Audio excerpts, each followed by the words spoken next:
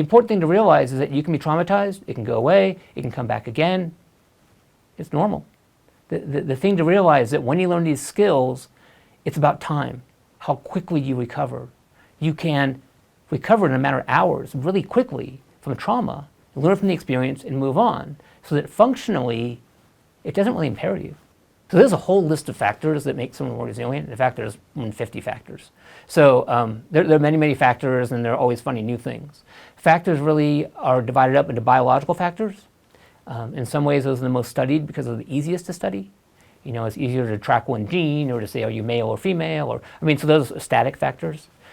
You have pre-trauma variables that are involved, have you experienced trauma before, your upbringing, your coping style. There's a whole bunch of things. The nature of the trauma. The trauma itself isn't very predictive. Like, you can experience the same traumatic event, two people, and one person's fine, the other person's not.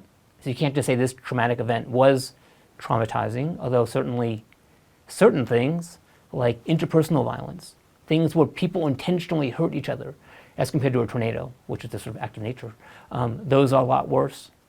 And then how you respond afterwards.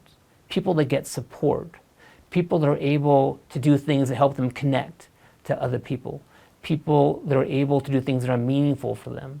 That is the big deal. So I like to summarize and not talk about the 50 things, because ultimately for me, it's change what you can. If you have certain genetics, you have them.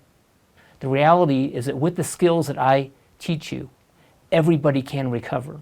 It may be more difficult because you have certain genetic predispositions, or you have certain environmental things that other people aren't as supportive.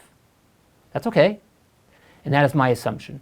Everybody can do it. It may be more difficult. It may be really, really difficult. I'm not want to underestimate that, but it's always doable.